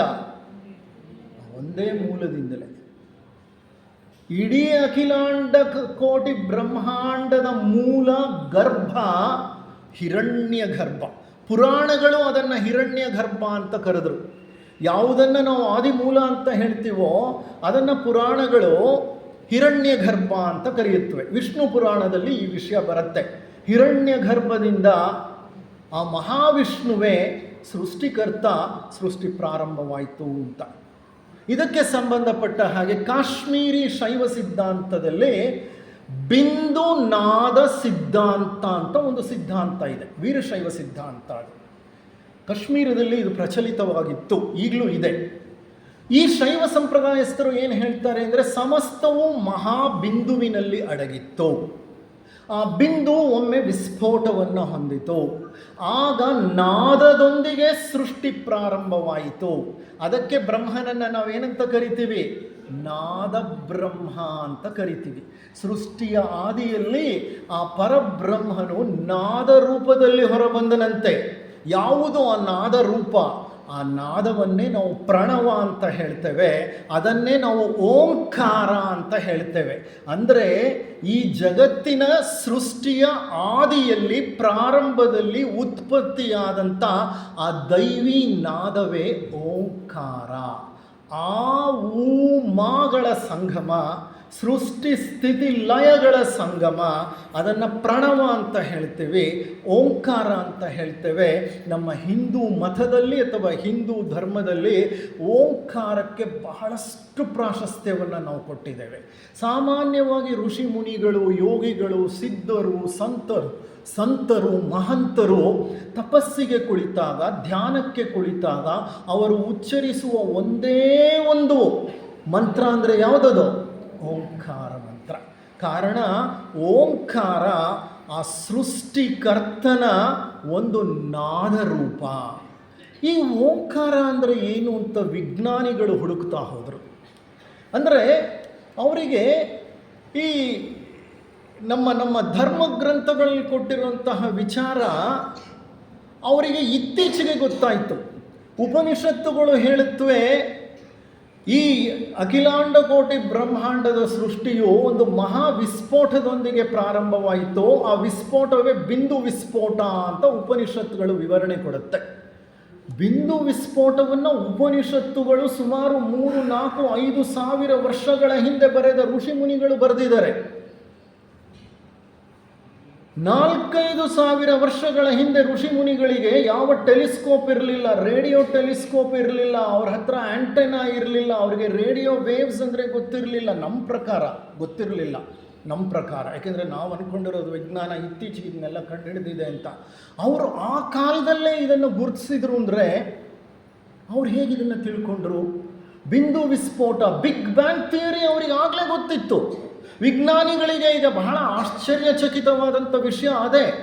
ನಾವು ಇತ್ತೀಚೆಗೆ ಕಂಡು ಹಿಡಿತಾ ಇರುವಂತಹ ಸೃಷ್ಟಿಗೆ ಸಂಬಂಧಪಟ್ಟ ರಹಸ್ಯ ನಮ್ಮ ಭರತಖಂಡದ ಮೇಲೆ ಬದುಕಿದ್ದಂತಹ 4-5 ಸಾವಿರ ವರ್ಷಗಳ ಹಿಂದಿನ ಋಷಿ ಮುನಿಗಳಿಗೆ ಹೇಗೆ ಗೊತ್ತಾಯಿತು? ಅವರ ಪ್ರಜ್ಞೆಗೆ ಹೇಗೆ ಗೋಚರವಾಯಿತು? ಹಾಗಾಗಿ ಅವರಿಗೆ ಇದೊಂದು ಅತ್ಯದ್ಭುತವಾದಂಥ ಸಮನ್ವಯ ಅಂತ ಕಾಣಿಸ್ತಾ ಇದೆ. ನಾವೇನು ಇವತ್ತು ಕಂಡು ಹಿಡಿತಿದ್ದೀವೋ, ನಾವು ಇವತ್ತು ಏನು ನೀಡ್ತಿದ್ದೀವೋ ಜಗತ್ತಿಗೆ, ಅದು ಸಾವಿರಾರು ವರ್ಷಗಳ ಹಿಂದಲೇ ಭರತಖಂಡದ ಜನರಿಗೆ ತಿಳಿದಿತ್ತು. ಆ ಋಷಿ ಮುನಿಗಳಿಗೆ ಗೊತ್ತಿತ್ತು. ಅವರು ಮಹಾನ್ ವಿಜ್ಞಾನಿಗಳು ಅಂತಲೇ ಅವರು ಪರಿಗಣಿಸುತ್ತಾರೆ. ಋಷಿ ಮುನಿಗಳು ತಮ್ಮ ಪ್ರಜ್ಞೆಯ ಆಳಕ್ಕೆ ಇಳಿದು ಸತ್ಯವನ್ನು ಬಯಲಿಗೆ ತರ್ತಾರೆ. ಕಾರಣ ನಮ್ಮ ಪ್ರಜ್ಞೆಯ ಕಣದಲ್ಲೂ ಸೃಷ್ಟಿಗೆ ಸಂಬಂಧಪಟ್ಟ ಇಡೀ ವಿದ್ಯಮಾನಗಳ ಪ್ರಿಂಟ್ ಇದೆ, ನಮ್ಮ ಸಂಸ್ಕಾರಗಳಲ್ಲಿದೆ. ಆ ಸೃಷ್ಟಿಯ ಜೊತೆಗೆ ನಾವು ಸೃಷ್ಟಿಯಾದ್ವಿ. ಅದಕ್ಕೆ ಬೇಕಾದಂತಹ ಎಲ್ಲ ಕುರುಹುಗಳು ವಿಜ್ಞಾನಕ್ಕೆ ಅಖಿಲಾಂಡ ಕೋಟಿ ಬ್ರಹ್ಮಾಂಡದಲ್ಲಿ ಸಿಕ್ಕಿದ್ರೆ, ಋಷಿ ಮುನಿಗಳಿಗೆ ತಮ್ಮ ಶರೀರದಲ್ಲೇ, ತಮ್ಮ ಪಂಚಕೋಶಗಳಲ್ಲೇ ಸಿಕ್ಕಿದೆ. ನೋಡಿ ಎಂಥ ಸಮನ್ವಯ, ಎಂಥ ಸಮನ್ವಯ. ನಾನು ಓಂಕಾರದ ಬಗ್ಗೆ ನಿಮಗೆ ಹೇಳ್ತಾ ಇದ್ದೆ. ಆದಿಯಲ್ಲಿ ಹೊರಬಂದಂತಹ ನಾದವೇ ಓಂಕಾರ ಅಂತ. ಈ ಓಂಕಾರ ಅನ್ನುವಂಥದ್ದು ಏನು ಅನ್ನೋದನ್ನು ವೈಜ್ಞಾನಿಕವಾಗಿ ವಿಜ್ಞಾನಿಗಳು ಕಂಡುಹಿಡಿದರು. ಈ ಜಾರ್ಜ್ ಡಿಲೆಮೆಟ್ರೆ, ಆರ್ಥರ್ ಎಡಿಂಗ್ಟನ್, ಗ್ಯಾಮೋ ಅನ್ನುವಂತಹ ಮತ್ತೊಬ್ಬ ರಷ್ಯನ್ ವಿಜ್ಞಾನಿ, ಖಗೋಳಶಾಸ್ತ್ರಜ್ಞ, ಇವರೆಲ್ಲ ಒಟ್ಟಿಗೆ ಸೇರಿಕೊಂಡು ಅಧ್ಯಯನ ನಡೆಸುವಾಗ ಅವರಿಗೆ ಒಂದು ವಿಷಯ ಖಾತರಿಯಾಯಿತು. ಏನಂದರೆ, ಸೃಷ್ಟಿಯಾಗುವಾಗ ಯಾವ ವಿಸ್ಫೋಟ ನಡೀತೋ ಆ ವಿಸ್ಫೋಟದ ಸಂದರ್ಭದಲ್ಲಿ ಅತೀವವಾದ ಶಾಖ, ಉಷ್ಣ, ವಿಪರೀತ ಸಾಂದ್ರತೆಯ ಒಂದು ಸ್ಥಿತಿ ಉತ್ಪತ್ತಿಯಾಯಿತು. ಆಗ ವಿಕಿರಣಗಳು ಹೊರಗೆ ಬಂತು. ರೇಡಿಯೇಷನ್ಸ್ ಅಂತ ಹೇಳ್ತೇವೆ ನಾವು, ರೇಡಿಯೇಷನ್ಸ್. ಈಗ ನಿಮ್ಮ ಕೈನ ಇಲ್ಲಿಟ್ಟು ನಾನು ಎಕ್ಸ್ರೇ ಪಾಸ್ ಮಾಡಿ ಹಿಂದೆ ಒಂದು ಫಿಲ್ಮ್ ಇಟ್ಟರೆ ನಿಮ್ಮ ಈ ಕೈನ ಒಳಗಡೆ ಇರುವಂತಹ ಮೂಳೆ ಏನಾಗುತ್ತೆ, ಫಿಲ್ಮ್ ಮೇಲೆ ಬರುತ್ತೆ. ನಾನು ಎಕ್ಸ್ರೇ ಪಾಸ್ ಮಾಡ್ತೀನಲ್ಲ, ಎಕ್ಸ್ರೇ ನಿಮಗೆ ಕಾಣಿಸುತ್ತಾ? ಕಣ್ಣಿಗೆ ಕಾಣಿಸಲ್ಲ. ಸೂಕ್ಷ್ಮ ವಿಕಿರಣ ಅದು. X ray radiation, gamma radiation, alpha radiation, beta radiation, ಎಷ್ಟೊಂದು ರೇಡಿಯೇಷನ್ಗಳಿದೆ ಗೊತ್ತಾ? ಈ ಎಕ್ಸ್ರೇ ನಮ್ಮ ಕಣ್ಣಿಗೆ ಕಾಣಿಸ್ದೇ ಇರ್ಬೋದು, ಆದರೆ ನಮ್ಮ ಮೂಳೆಯ ಒಳಗಡೆಯಿಂದ ಹೋಗಿ, ನಮ್ಮ ಶರೀರದ ಒಳಗಡೆಯಿಂದ ಹೋಗಿ ಮೂಳೆಯ ಒಂದು ಪಿಕ್ಚರ್ನ ಫಿಲ್ಮ್ ಮೇಲೆ ಉತ್ಪತ್ತಿ ಮಾಡ್ತಿದೆ. ಅಂದರೆ ಅಲ್ಲಿದೆ ಕ್ಷಕಿರಣ. ಸೂರ್ಯನ ಬೆಳಕಿನಲ್ಲೇ ಕ್ಷಕಿರಣ ಇದೆ, ಗ್ಯಾಮಾ ಇದೆ, ಅಲ್ಟ್ರಾವಯಲೆಟ್ ಇದೆ, ಇನ್ಫ್ರಾರೆಡ್ ಇದೆ. Sunlight has A wide bandwidth. Okay, ಅಂದರೆ ಈ ವಿಕಿರಣಗಳು ಅನ್ನೋದು ಕಣ್ಣಿಗೆ ಕಾಣಿಸದ ಸೂಕ್ಷ್ಮ ಶಕ್ತಿಗಳು. ಅಖಿಲಾಂಡ ಕೋಟಿ ಬ್ರಹ್ಮಾಂಡದ ಸೃಷ್ಟಿಯಾದಾಗ, ವಿಸ್ಫೋಟವಾದಾಗ ಮಹಾನ್ ವಿಕಿರಣಗಳು ಹೊರಬಂತಂತೆ. ಅಂಥ ವಿಕಿರಣಗಳನ್ನು ಈ ಜಗತ್ತು ಮತ್ತೆ ನೋಡೇ ಇಲ್ಲ. ಆಗ ಹೊರಬಂದಂತಹ ವಿಕಿರಣಗಳು ಇಂದಿಗೂ ಜಗತ್ತಿನಲ್ಲಿದೆ ಅನ್ನೋದು ವಿಜ್ಞಾನಿಗಳಿಗೆ ಕರಾರುವಕ್ಕಾಗಿ ಗೊತ್ತಾಯಿತು. ಆದರೆ ಎಲ್ಲಿದೆ, ಹೇಗಿದೆ ಗೊತ್ತಾಗಲಿಲ್ಲ. ಅವರೇನು ಹೇಳ್ತಾರೆ ಅಂದರೆ, there should be a background radiation emitted during the big bang. Background radiation ಎಲ್ಲೂ ಹೋಗ್ಲಿಕ್ಕೆ ಸಾಧ್ಯ ಇಲ್ಲ. ಆ ಬ್ಯಾಕ್ಗ್ರೌಂಡ್ ರೇಡಿಯೇಷನ್ನು ಈ ಅಖಿಲಾಂಡ ಕೋಟಿ ಬ್ರಹ್ಮಾಂಡದಲ್ಲಿ ಈಗಲೂ ಪಸರಿಸುತ್ತಾ ಇದೆ. ನೀವು ಒಂದು ಗಂಟೆ ತಗೊಂಡು ಟಣ್ ಅಂತ ಹೊಡೆದ್ರೆ ಆ ಶಬ್ದ 1 ಸೆಕೆಂಡಿಗೆ ನಿಲ್ಲಲ್ಲ. ಅದೇನಾಗುತ್ತದು? ಟಣ್ ಅನ್ನೋ ಶಬ್ದ ಸುಮಾರು ಹೊತ್ತು ನಮ್ಮ ಕಿವಿಗೆ ಅಲೆ ಅಲೆ ಅಲೆಯಾಗಿ ಕೇಳಿಸುತ್ತೆ. ಆಮೇಲೂ ಅದು ಹೊರಗೆ ಹೋಗುತ್ತೆ, ಆದರೆ ನಮ್ಮ ಕಿವಿಗೆ ಅದನ್ನು ಕೇಳಿಸೋ ಶಕ್ತಿ ಹೊಟ್ಟೋಗುತ್ತೆ. ಕಿವಿಗೆ ಒಂದು ರೇಂಜಲ್ಲಿ ಉತ್ಪತ್ತಿಯಾಗೋ ಕಂಪನಗಳು ಮಾತ್ರ ಕೇಳಿಸುತ್ತೆ. ಆ ರೇಂಜ್ನ ದಾಟಿದ ಮೇಲೆ ಕಿವಿ ಕೇಳಿಸ್ಕೊಳ್ಳಲ್ಲ. ಆದರೆ ಆ ಕಂಪನಗಳು ಮಾತ್ರ ಈ ವಿಶಾಲ ವಿಶ್ವದಲ್ಲಿ ಏನಾಗುತ್ತೆ, ಹರಡ್ತಾ ಇರುತ್ತೆ. ಹೇಗೆ ಒಂದು ಕೆರೆ ಮುಂದೆ ಕೂತ್ಕೊಂಡು ಕೆರೆಯ ಮಧ್ಯಕ್ಕೆ ದೋಣಿಯಲ್ಲಿ ಹೋಗಿ ಒಂದು ಕಲ್ಲನ್ನು ಹಾಕಿದರೆ ಅಲೆಗಳೇನಾಗುತ್ತೆ, ಸುತ್ತಲೂ ಅಲೆಗಳು ಎಲ್ಲಿ ತನಕ ಬರುತ್ತಾ ಅಲೆಗಳು? ವಿಸ್ತಾರವಾಗಿ ಹರಡಿಕೊಳ್ತಾ ದಡ ಮುಟ್ಟೋ ತನಕ ಬರುತ್ತೆ. ಹಾಗೆ ಅಖಿಲಾಂಡ ಕೋಟಿ ಬ್ರಹ್ಮಾಂಡದ ಉತ್ಪತ್ತಿಯಾದಾಗ, ಸೃಷ್ಟಿಯಾದಾಗ ಹೊರಬಂದಂಥ ರೇಡಿಯೇಷನ್ಗಳು ಇವತ್ತಿಗೂ ಜಗತ್ತಿನಲ್ಲಿ ಋಣಿಸುತ್ತಿವೆ. ಅಂದರೆ ಇಂದಿಗೂ ಅವುಗಳ ಪ್ರೆಸೆನ್ಸ್ ಇದೆ. Theoretically they came out with it was theoretical astrophysics. ಆದರೆ ಇದು ಆ ರೇಡಿಯೇಷನ್ಗಳನ್ನು ಯಾರೂ ಕಂಡು ಹಿಡಿದಿರಲಿಲ್ಲ. ಇದೆ ಅನ್ನೋದಕ್ಕೆ, ಸಾಧ್ಯತೆ ಇದೆ ಅನ್ನೋದಕ್ಕೆ ಅವರಿಗೆ ಸೈದ್ಧಾಂತಿಕವಾಗಿ ವಿವರಣೆ ಸಿಕ್ಕಿತ್ತು. 1964ನೇ ಇಸವಿಯಲ್ಲಿ ಇಬ್ಬರು ಮಹಾನ್ ವಿಜ್ಞಾನಿಗಳು, ಆ ವಿಜ್ಞಾನಿಗಳ ಹೆಸರು ದೇವರ್ ಪೆನ್ಸಿಯಾಸ್ ಅಂತ, ಆರ್ನೋ ಪೆನ್ಸಿಯಾಸ್ ಮತ್ತು ರಾಬರ್ಟ್ ವಿಲ್ಸನ್ ಅಂತ. ಇವರಿಬ್ಬರು ಇಂಗ್ಲಿಷ್ ಅಸ್ಟ್ರಾನಮರ್ಸ್, ಖಗೋಳಶಾಸ್ತ್ರಜ್ಞರು. ಅವ್ರೇನು ಮಾಡ್ತಿದ್ರು ಅಂದರೆ 1964 ಅಂದರೆ ಹೆಚ್ಚು ಕಡಿಮೆ 61-62 ವರ್ಷಗಳ ಹಿಂದೆ ಅವರು ಏನೋ ಒಂದು ಸಂಶೋಧನೆ ಮಾಡ್ತಿದ್ರು. ಏನು ಮಾಡ್ತಿದ್ರು ಅಂತಂದರೆ, ಅವ್ರ ಹತ್ರ ಒಂದು ರೇಡಿಯೋ ಟೆಲಿಸ್ಕೋಪ್ ಇತ್ತು. ರೇಡಿಯೋ ಟೆಲಿಸ್ಕೋಪ್ ಏನು ಮಾಡುತ್ತೆ, ರೇಡಿಯೋ ವಿಕಿರಣಗಳನ್ನು ಸಹ ನಮಗೆ ಕಾಣುವಂತೆ ಮಾಡುತ್ತೆ. ಅದು ಆಪ್ಟಿಕಲ್ ಅಲ್ಲ, ರೇಡಿಯೋ. ಆ ರೇಡಿಯೇಷನ್ಸ್ ಅಥವಾ ವಿಕಿರಣಗಳ ಮೂಲಕ ನಾವು ಇಡೀ ಅಖಿಲಾಂಡ ಕೋಟಿ ಬ್ರಹ್ಮಾಂಡದ ಒಂದು ದರ್ಶನವನ್ನು ಮಾಡ್ತೇವೆ. ಅಂಥ ರೇಡಿಯೋ ಟೆಲಿಸ್ಕೋಪ್ಗೆ ಒಂದು ಸ್ಪೈರಲ್ ಆ್ಯಂಟೆನ್ನ ಹಾಕಿದ್ರು. ಆ್ಯಂಟೆನ್ನ ಗೊತ್ತಾ ನಿಮಗೆ? ನೀವು ಟಿ ವಿಗಳನ್ನು ಮೊಟ್ಟ ಮೊದಲು ತಗೊಂಡಾಗ ಮನೆ ಮೇಲೆ ಹೋಗಿ ಏನು ಮಾಡ್ತಿದ್ರಿ, ಆ್ಯಂಟೆನ್ನ ಇಡ್ತಿದ್ರಿ. ಸರಿಯಾಗಿ ಟಿ ವಿಲಿ ಬರಲಿಲ್ಲ ಅಂದರೆ ಹೋಗಿ ಆ್ಯಂಟೆನ್ನ ಏನು ಮಾಡ್ತಿದ್ರಿ, ತಿರುಗಿಸ್ತಿದ್ರಿ. ಆ ಆ್ಯಂಟೆನ್ನ ಏನು ಮಾಡ್ತಿತ್ತು, ಟಿ ವಿ ವೇವ್ಸ್ನ ಕ್ಯಾಚ್ ಮಾಡ್ತಿತ್ತು. ಕ್ಯಾಚ್ ಮಾಡಿ ಕೇಬಲ್ನ ಮೂಲಕ ಅದೇನು ಮಾಡಿಸ್ತಿತ್ತು, ನಿಮ್ಮ ಟಿ ವಿಗೆ ಆ ಒಂದು ರೇಡಿಯೇಷನ್ಗಳನ್ನು, ವೇವ್ಸ್ಗಳನ್ನು ಕಳುಹಿಸಿಕೊಡ್ತಾ ಇತ್ತು. ಅಂತಹ ಒಂದು ರೇಡಿಯೋ ಟೆಲಿಸ್ಕೋಪ್ಗೆ ಆ್ಯಂಟೆನ್ನ ಅಟ್ಯಾಚ್ ಮಾಡಿದರು. That was a spiral antenna. Spiral ಆಂಟೆನಾನ ಅಟ್ಯಾಚ್ ಮಾಡಿ ಅಖಿಲಾಂಡ ಕೋಟಿ ಬ್ರಹ್ಮಾಂಡವನ್ನು ಗಮನಿಸ್ತಾ ಇದ್ರು. ಗಮನಿಸ್ತಾ ಇರುವಾಗ ಇದ್ದಕ್ಕಿದ್ದ ಹಾಗೆ ಪ್ರಾರಂಭವಾಯಿತು ಒಂದು ಲೋ ಇಂಟೆನ್ಸಿಟಿ ರೇಡಿಯೇಷನ್. ಒಂದು ಲೋ ಇಂಟೆನ್ಸಿಟಿ ರೇಡಿಯೇಷನ್ ಅನ್ನೋದು ಅವರ ಉಪಕರಣದಲ್ಲಿ ಅಂತ ಸೌಂಡ್ ಪ್ರಾರಂಭ ಆಯಿತು. ನೀವು ಹಿಂದಿನ ಕಾಲದಲ್ಲಿ ರೇಡಿಯೋಗಳನ್ನ ಹಾಕಿದಾಗ ಸ್ಟೇಷನ್ ಸಿಕ್ಕಕ್ಕೆ ಮೊದಲು ಏನು ಬರ್ತಿತ್ತಲ್ಲಿ? ಬಸ್ಸಿಂಗ್ ಸೌಂಡ್ ಬರ್ತಿತ್ತು, ಹೌದಾ ಇಲ್ವಾ? ಬಸ್ ಅಂತ, ಅದು ಬ್ಯಾಕ್ಗ್ರೌಂಡ್ ನಾಯ್ಸ್. ನೀವು ಆಮೇಲೆ ಕರೆಕ್ಟಾಗಿ ಟ್ಯೂನ್ ಮಾಡಿದ್ರೆ ಸ್ಟೇಷನ್ಗೆ ಹೋದಾಗ ಬಸ್ ಕಡಿಮೆ ಆಗ್ತಿತ್ತು, ಆ ಸ್ಟೇಷನ್ನ ಹಾಡೋ ಕಾರ್ಯಕ್ರಮ ಏನಿದೆಯೋ ಅದು ನಿಮಗೆ ಕೇಳಿಸ್ತಿತ್ತು, ಸ್ಫುಟವಾಗಿ ಕೇಳಿಸ್ತಿತ್ತು, ಹೌದಾ ಅಲ್ವಾ? ಆ ಬಸ್ಸಿಂಗ್ ಇದೆಯಲ್ಲ, ಆ ಹಮ್ಮಿಂಗ್ ಇದೆಯಲ್ಲ ಹಿಂದೆ, ಅದನ್ನೇನು ಹೇಳ್ತಾರೆ ಗೊತ್ತಾ? ಇಟ್ಸ್ ಎ ಬ್ಯಾಕ್ಗ್ರೌಂಡ್ ನಾಯ್ಸ್ ಅಂತ ಹೇಳ್ತಾರೆ. ಈ ಪೆನ್ಸಿಯಾಸ್ ಮತ್ತು ವಿಲ್ಸನ್ ಈ ಉಪಕರಣವನ್ನು ಜೋಡಿಸಿದಾಗ ಇದ್ದಕ್ಕಿದ್ದ ಹಾಗೆ ಬಸ್ ಪ್ರಾರಂಭವಾಯಿತು. ಬಸ್ ಅಂತ ಒಂದು ಸೌಂಡು, ಬ್ಯಾಕ್ಗ್ರೌಂಡ್ ಸೌಂಡ್ ಅದು. ಅವರು ಆ ಉಪಕರಣವನ್ನು ಎಡಕ್ಕೆ ತಿರುಗಿಸಿದ್ರು, ಬಲಕ್ಕೆ ತಿರುಗಿಸಿದ್ರು, ನೇರವಾಗಿ ತಿರುಗಿಸಿದ್ರು, ಹಿಂದಕ್ಕೆ ತಿರುಗಿಸಿದ್ರು, ಯಾವ್ಯಾವ ಕೋನಗಳಲ್ಲಿ ತಿರುಗಿಸಿದ್ರು ಆ ಬ್ಯಾಕ್ಗ್ರೌಂಡ್ ಸೌಂಡ್ ಮಾತ್ರ ಬರ್ತಲೇ ಇತ್ತು. ಅವರಿಗೆ ಬಹಳ ಆಶ್ಚರ್ಯ ಆಯಿತು. ಈ ನಾಯ್ಸ್ ಯಾವುದೋ ಇದು ಸುತ್ತಲೂ ಇದೆ. ಅವ್ರೇನು ಮಾಡಿದ್ರು? ಮಿಲ್ಕಿ ವೇನ ಎಕ್ಸ್ಪ್ಲೋರ್ ಮಾಡ್ತಿದ್ರು ಮೊದಲು. ಕ್ಷೀರಪಥ ಅನ್ನುವಂತಹ ನಮ್ಮ ಒಂದು ಗ್ಯಾಲಕ್ಸಿ ಇದೆಯಲ್ಲ, ಈ ಗ್ಯಾಲಕ್ಸಿಗೆ ರೇಡಿಯೋ ಟೆಲಿಸ್ಕೋಪ್ ಹಿಡ್ಕೊಂಡು ಕೂತಿದ್ರು, ಏನೇನಿದೆ ನೋಡೋಣ ಅಂತ. ಈ ಗ್ಯಾಲಕ್ಸಿಲಿ ಎಲ್ಲ ಬಸ್ ಸೌಂಡ್ ಬರ್ತಾಲೇ ಇದೆ, ಹೆಂಗೆ ತಿರುಗಿಸಿದ್ರು ಬರ್ತಾ ಇದೆ. ಕೊನೆಗೆ ಈ ಗ್ಯಾಲಕ್ಸಿ ಬಿಟ್ಟರು. ಇಂಟರ್ ಗ್ಯಾಲೆಕ್ಟಿಕ್ ಸ್ಪೇಸ್ ಅಂತೀವಿ ನಾವು.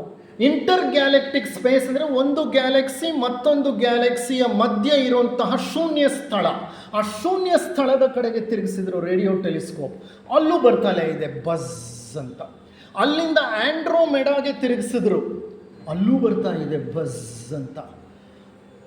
M655 ಅನ್ನುವಂತಹ ಒಂದು ಗ್ಯಾಲಕ್ಸಿ ಇದೆ, ಆ ಗ್ಯಾಲಕ್ಸಿಯ ಕಡೆಗೆ ತಿರುಗಿಸಿದ್ರು, ಅಲ್ಲೂ ಬಸ್ ಸೌಂಡ್ ಬರ್ತಿದೆ. ಅವರು ಬಹಳ ತಮ್ಮ ಪ್ರಯೋಗವನ್ನು ಮುಂದುವರಿಸ್ತಾ ಹೋದರು. ಇದೇನಿದು ಎಲ್ಲ ಕಡೆಯಿಂದಲೂ ಬರ್ತಿದೆಯಲ್ಲ ಈ ಬಸ್ ಸೌಂಡ್ ಅಂತ. ಬಹಳ ದಿನಗಳ ಒಂದು ಪ್ರಯತ್ನ ಮುಗಿದ ನಂತರ ಅವರ ಅರಿವಿಗೆ ಬಂತು, ಈ ಬಸ್ ಸೌಂಡ್ ಇಲ್ಲದೆ ಇರುವಂಥ ಸ್ಥಳವೇ ಈ ಅಖಿಲಾಂಡ ಕೋಟಿ ಬ್ರಹ್ಮಾಂಡದಲ್ಲಿ ಯಾವುದೋ ಇಲ್ಲ. ಈ ಬ್ಯಾಕ್ಗ್ರೌಂಡ್ ನಾಯ್ಸ್ ಏನು ಬರ್ತಿದೆ, ಇದನ್ನು ಅವರು cosmic background microwave radiation, cosmic microwave background radiation ಅಂತ ಕರೆದರು. ನೀವು ಈಗಲೂ ನಿಮ್ಮ ವಿಜ್ಞಾನದ ಪುಸ್ತಕಗಳನ್ನು ಓದಿದರೆ, ಗೂಗಲ್ಗೆ ಹೋಗಿ ಸರ್ಚ್ ಮಾಡಿದ್ರೆ ಕಾಸ್ಮಿಕ್ ಮೈಕ್ರೋವೇವ್ ಬ್ಯಾಕ್ಗ್ರೌಂಡ್ ರೇಡಿಯೇಷನ್ ಬಗ್ಗೆ ಸಾಕಷ್ಟು ವಿಚಾರ ಸಿಕ್ಕುತ್ತೆ. ಈ ಕಾಸ್ಮಿಕ್ ಬ್ಯಾಕ್ಗ್ರೌಂಡ್ ರೇಡಿಯೇಷನ್ ಮತ್ತೇನೂ ಅಲ್ಲ, ಅಖಿಲಾಂಡ ಕೋಟಿ ಬ್ರಹ್ಮಾಂಡ ಸೃಷ್ಟಿಯ ಪ್ರಾರಂಭದಲ್ಲಿ ಉತ್ಪತ್ತಿಯಾದ ವಿಕಿರಣಗಳು ಅವು ಬ್ರಹ್ಮಾಂಡವನ್ನೇ ಆವರಿಸಿವೆ. ಯಾರು ಬೇಕಾದರೂ ಉಪಕರಣಗಳ ಮೂಲಕ ಅದನ್ನು ಕೇಳಿಸಿಕೊಳ್ಳಬಹುದು. ಇದು ನಮ್ಮ ವಿಶ್ವದ ಹಿನ್ನೆಲೆ ಗಾಯನ. ಈ ಗಾಯನ ಸದಾ ನಡೀತಾ ಇದೆ. ಯಾವಾಗಿಂದ ಪ್ರಾರಂಭ ಆಯಿತು? ಯಾವಾಗಿಂದ ಪ್ರಾರಂಭವಾಯಿತು ಈ ಗಾಯನ?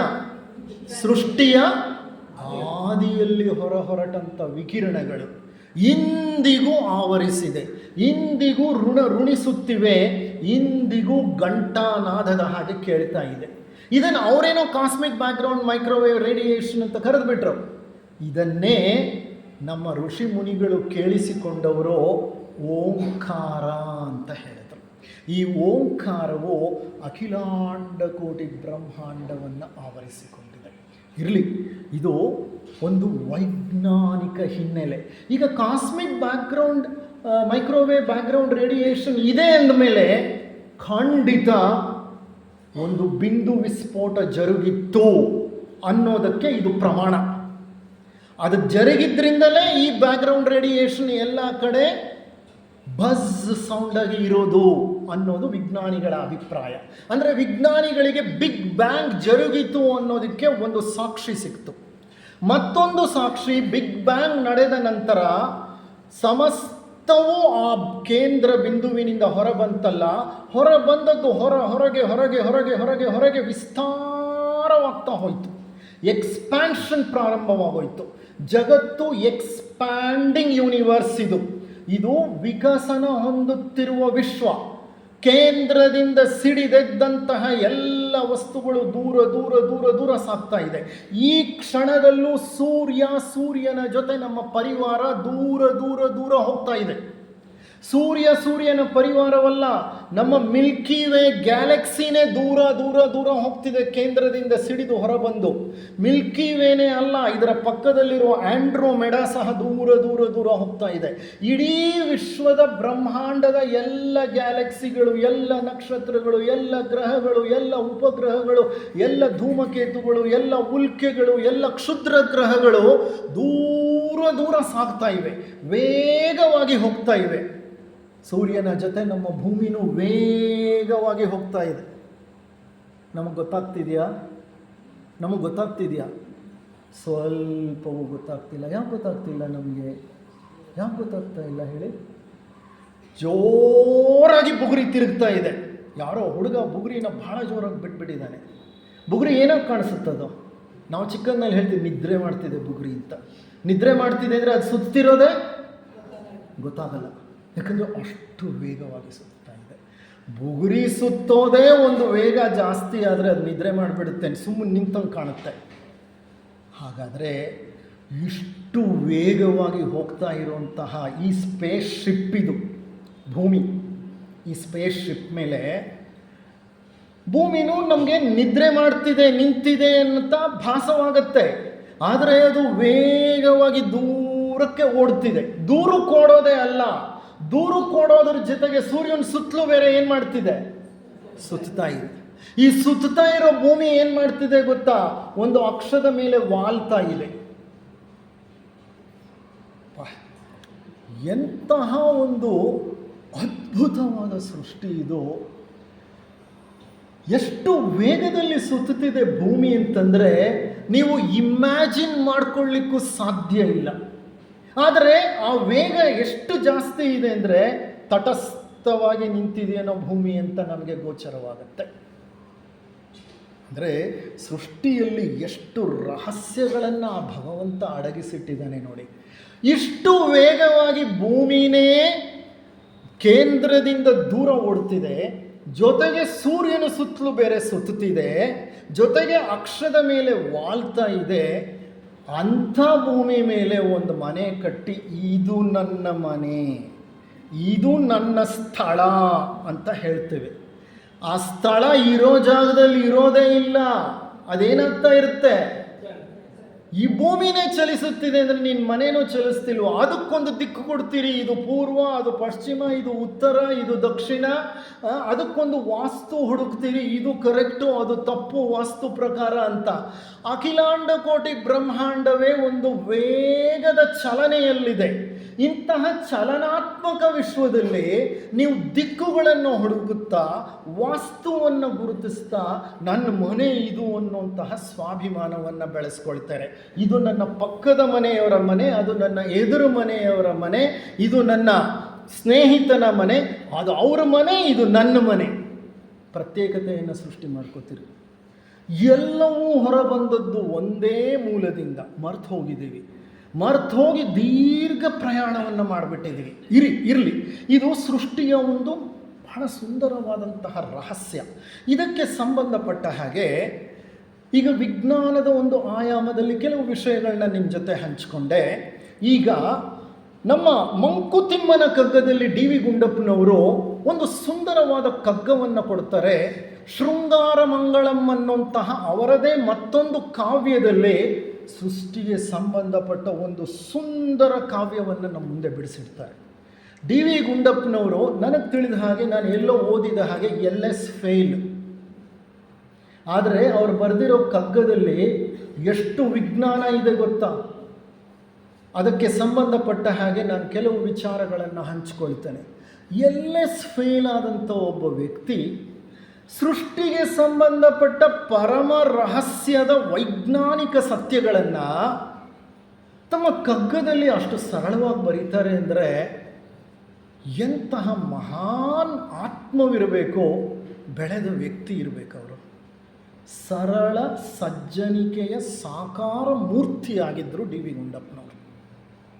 ಇಡೀ ಜೀವನವನ್ನು ದಾರಿದ್ರ್ಯದಲ್ಲೇ ಬಡತನದಲ್ಲೇ ಕಳೆದುಬಿಟ್ರು. ಅವ್ರು ಅಂದ್ಕೊಂಡಿದ್ರೆ ಅವರು ಮಹಾ ಶ್ರೀಮಂತರಾಗಿ ಬದುಕಬಹುದಾಗಿತ್ತು. ಇಂದಿನ ರಾಜಕಾರಣಿಗಳ ರೀತಿ ಅಪ್ರಾಮಾಣಿಕರಾಗಿಬಿಟ್ಟಿದ್ದರೆ ಗೋಖಲೆ ಇನ್ಸ್ಟಿಟ್ಯೂಟ್ಗೆ ಅವ್ರಿಗೆ ಬಂದ ದುಡ್ಡೆಲ್ಲ ಅದಕ್ಕೆ ದಾನ ಮಾಡಿಬಿಟ್ರು. ಅವರು ಬರೆದ ಪುಸ್ತಕಗಳಿಂದ ಸಂಗ್ರಹಿಸಿದ ಹಣ, ಅವರ ಉಪನ್ಯಾಸಗಳ ಹಣ, ಅವರಿಗೆ ಬಂದ ಎಲ್ಲ ಇನ್ಕಮ್ಮನ್ನು ಗೋಖಲೆ ಇನ್ಸ್ಟಿಟ್ಯೂಟ್ನ ಪ್ರಾರಂಭ ಮಾಡಲಿಕ್ಕೆ ಸಾರ್ವಜನಿಕ ಹಿತಾಸಕ್ತಿಗೆ ಖರ್ಚು ಮಾಡಿಬಿಟ್ರು. ಅವ್ರು ಮಾತ್ರ ಪರಮ ದಾರಿದ್ರ್ಯದಲ್ಲೇ ಬದುಕಿಬಿಟ್ರು.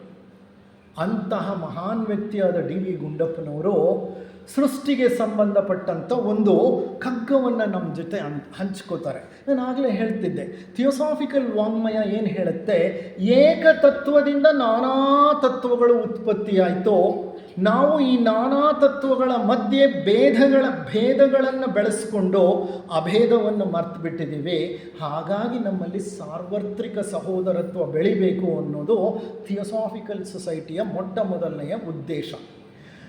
ಇದನ್ನು ವಿವರಿಸುತ್ತಾ ಕಗ್ಗದಲ್ಲಿ ಏನು ಹೇಳ್ತಾರೆ ಅಂದರೆ, ಏಕದಿಂದಲನೇಕ ಮತ್ತು ಅನೇಕದಿಂದಲೇಕ, ವಿಕ್ರಮವೇ ವಿಶ್ವದಂಗಾಂಗ ಸಂಬಂಧ, ಲೋಕದಲ್ಲಿ ಜಾತಿಯಲ್ಲಿ ವ್ಯಕ್ತಿಯಲ್ಲಿ ಸಂಸ್ಥೆಯಲ್ಲಿ ಸಾಕಲ್ಯದರಿವಿರಲಿ ಮಂಕುತಿಮ್ಮ. 4 ಸಾಲುಗಳು. ಏಕದಿಂದಲನೇಕ ಮತ್ತು ಅನೇಕದಿಂದಲೇಕ. ಏಕದಿಂದ ಅನೇಕ ಉತ್ಪತ್ತಿಯಾಯಿತು, ಅನೇಕವು ಮತ್ತೆ ಹೋಗೇನಾಗುತ್ತೆ, ಏಕದಲ್ಲೇ ಸೇರ್ಕೊಂಡು ಬಿಡುತ್ತೆ. ಭಗವದ್ಗೀತೆಯ 9ನೇ